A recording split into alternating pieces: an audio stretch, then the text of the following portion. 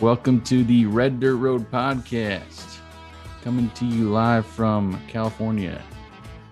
Just kidding. Got my guest here, Anthony Lee, though. He's in California, my good friend from high school.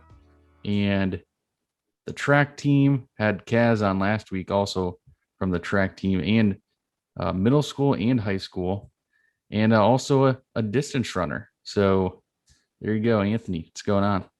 Hey, what's going on? Thanks for having me, Marshall. I appreciate it. Real cool podcast you got going on. Anthony used to be in Ohio, moved out to California. We were out there over the winter, and I was in Oakland and San Francisco checking those out with him. That was really cool. I definitely want to go back.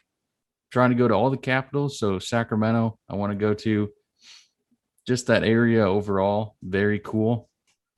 If you want to say, a couple of things to our listeners, and maybe about yourself and your music taste, whatever you want, go ahead. Okay. Yeah. So for me, music's always kind of been around for me. I like a lot of different types of different genres of music. I listen to a bunch of different types. I've had my phases of listening to, various types and various artists and bands and stuff like that. Um, um, yeah, even when me and Marshall met, I was doing choir and band, so I was very involved with music. Um, ever since then, kind of got out of it a little bit as far as being in a type of activity like that throughout high school because they didn't have it, and then kind of followed back up and created my own SoundCloud where I do my own music. So yeah. What's the name? People can listen to it. Oh yeah. So my username's Antoine Lee. It's ANTWAANLEE. But I mainly focus specifically on hip hop / rap music. So that's something small, but something on the side that I do that's kind of fun. So, but yeah. Cool. And yeah, Anthony had said, he's not the biggest country fan, but he says he likes a little bit of country pop, right? Yeah, And that's correct. so, this song, not really a country pop song, but not really traditional either. So I thought we'd kind of throw this one out there for a couple of reasons. One, it's one of the songs that kind of got me into country music as a kid, but also, yeah, I thought you might like it a little bit more than some other ones. And also, it's kind of a song about drinking alcohol for maybe the first time in your life. And Alex Breitenbach, my co-host, not here today. He's gonna be back in a couple weeks, but he's actually turning 21 end of the month. So thought Oh, it'd happy be a birthday. good happy birthday podcast for him. Nice. So let's get into the song, written and recorded by David Lee Murphy. David Lee Murphy. Interesting to use the middle name, not always seen in the country music scene. Released off of his album Out with a Bang in August 1994, released as a single the next year, August 1995, reached number one on the country music charts, and it's pretty much his most popular song. It's his most popular currently and overall on Spotify, and it was his only number one hit until really recently, June 2018. He had a song called Everything's Gonna Be All Right with Kenny Chesney. That one went number one. So looks like he's got two. So he kind of was a one hit wonder until that one. And just going through the Wikipedia briefly, something that I did not know before. It says that when he was sat down to write the song, he said he was playing guitar in the kitchen or at the kitchen table in the morning, and the song came out of nowhere. He says, and he sat down and wrote it in about 15 minutes. It's kind of cool. It's a pretty simple song, but there's some interesting things with the lyrics that I'll get into. It says the song's about an old man named Creole Williams. Very funny name, Creole. It says the narrator asks him for advice on impressing his girl, and Williams gives him a bottle of homemade wine and tells him there might be a little dust on the bottle, but it's one of those things that gets sweeter with time. And there's a music video came out just before it was released as a single, 95, and peaked at number 9 in Canada. So, like I said, it was very popular. Kind of his, up until the 2018 song, really, he was a one hit wonder. Very popular in the 90s and in the 2000s when we were growing up. So, before I kind of get into what I think of it, I know you had said that you like the song. So, if there's anything you want to take away from it, go right Yeah. ahead. And don't your choir background. Don't shy away from that choir background, because I got none. So you got more than me. So any singing in the song, Yeah. yeah, go right Right, ahead. right, right. Yeah, thank you. Yeah, so first off, I want to say first off, um, that I had no idea who this was. I didn't recognize the name of the song, and I seen what the guy looked like. He looked a little bit familiar, but then when I kept reading his name, David Lee Murphy, I was like, wait, this is seems very familiar for some reason. I don't know where, if maybe like Inquire or something. I don't know where, but I've definitely seen that name before. Um, I don't think it's a common name because he's got the middle name in there too. But but yeah, kind of backpacking off of what Marshall was saying and what I was saying earlier. I don't listen to a whole lot of country, but even I thought it was a good song.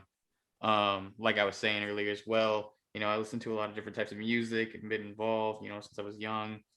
And but I always feel like it always stayed in my blood. That's something that one of the few things that always I've always liked to be around, and I always felt like I had a good ear for.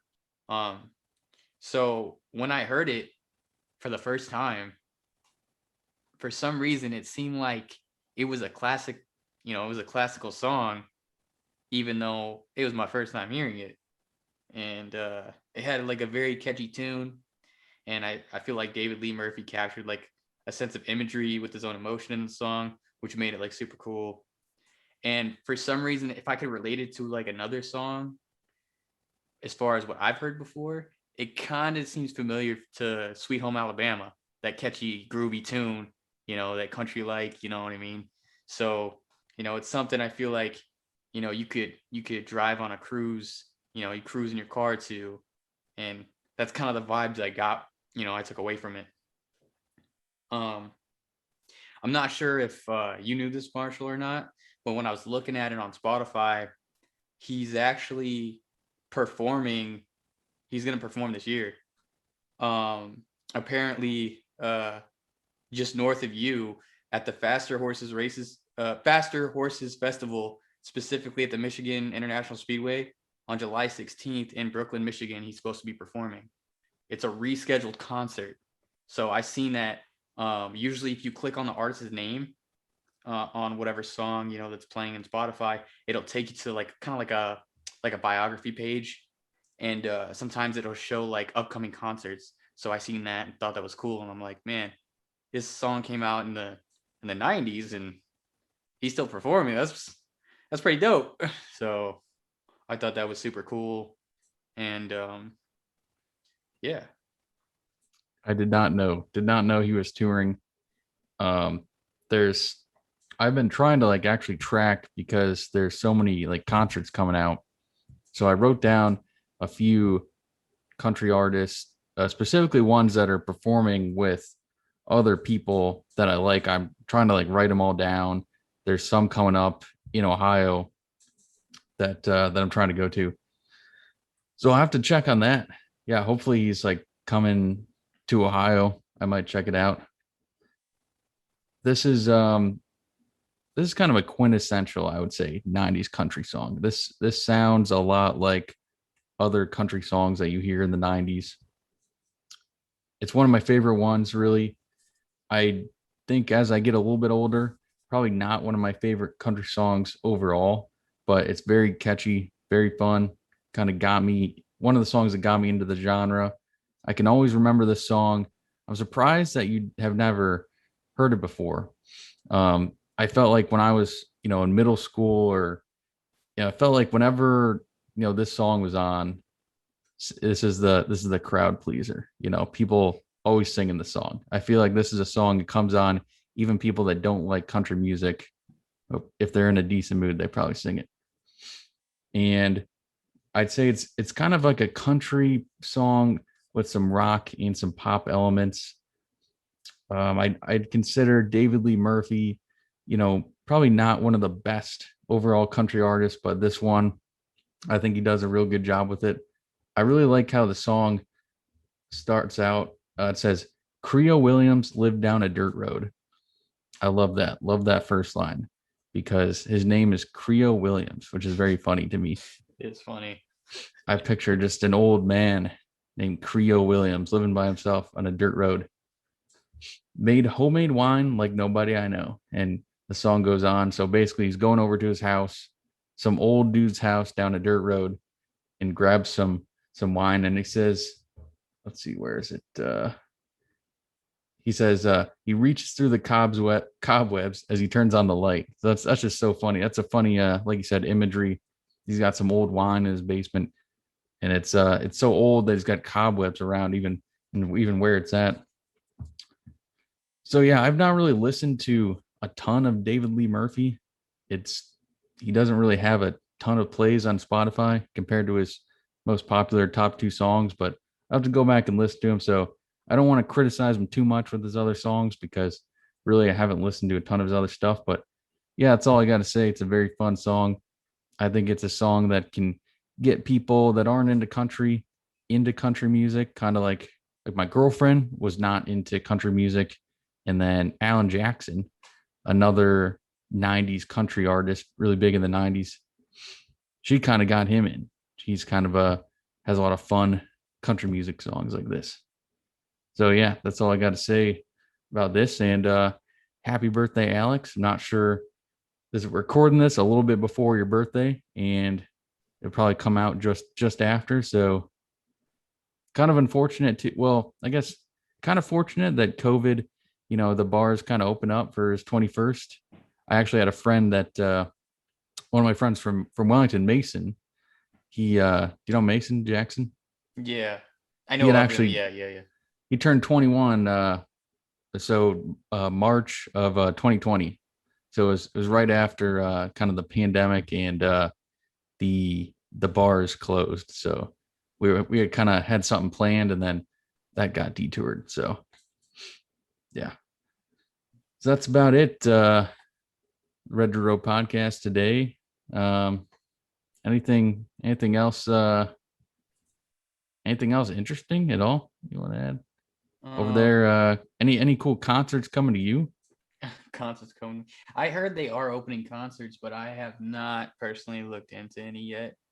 But yeah, I did hear they're opening stuff up, and I also heard something about, I'm not sure if it's a state or nationwide, but I heard they're trying to make a date where they're taking away some of the mask policy, I guess. But I think it's like certain limit. I don't know what the limitations are, the restrictions are on it, because everyone's still trying to get all vaccinated. So, but yeah, I thought about the song, man. I thought it was really cool. And yeah, thanks for having me. Yeah, glad we got you on here. And my other podcast, kind of much more low key. The Fake Punt is our football podcast. We got to get you on here. Yeah. I'm not sure if I want to have you on right now or actually wait until the season so that we have podcasts now, but you were actually in our I forget exactly what I called it, but we had this whole competition thing where we picked one game for each team. So Yeah. I might wait and then have you on during the season. It'd be kind of cool. Yeah, that'd be Because super dope. that was pretty much my favorite thing about the season was doing that thing. Like that was really? that was very challenging, very unique. How was the feedback on that, Marshall? How was that you got for the first year doing that? Good. I think everyone liked it. Okay. you can actually go back, listen to our first episode that we posted. We also predicted win ranges. So Oh yeah, that's the winning percentages. Yeah, yeah. so that's what we had to pick like a win range. Like for the Browns, I picked they win between 5 and 10 games. So I was Mhm. actually off. They won 10 games or 11 games. And Right. the more narrow your win range, the more points you got if Right. you Closer. got it Yeah. correct. So Right. if your win range was like larger and you got it correct, you didn't get quite as many points. But Right. But that I thought that was super cool too. Um, I'm not sure if you've talked about the fake punt much on this podcast, but do you want to tell the people who ended up winning the challenge last season? oh yeah, I don't talk about it very much. Okay. So I had ended up winning the it was Congrats. 32 pick challenge is what I Yeah. called it. And my stepdad Tom came in second. He came way from behind because he was not really picking many. And Yeah. then in the win range projections, it was me, and then my stepbrother Derek got second, and then Tom got third. It was just us three doing the win ranges. So yeah, I only had won the challenge thing by one game, 1 point. So it was Wow. pretty close. Close. And then you and I think you and my girlfriend were tied for third, I believe. So you guys were pretty close there. So think I'm definitely wanting to have it this year, probably bump it up to $10, from the Yeah. five. Hey, that's good, man. I mean, maybe motivate more people to make more picks and you Yeah, we know, had some people on last year that I'm kind of surprised that they were even willing to do it. I just asked them for the hell of it, and they didn't know anything about football, and they agreed, and they didn't even make any picks, so they lost because of that. All right, well, that's gonna be it for today. We'll see you guys next week.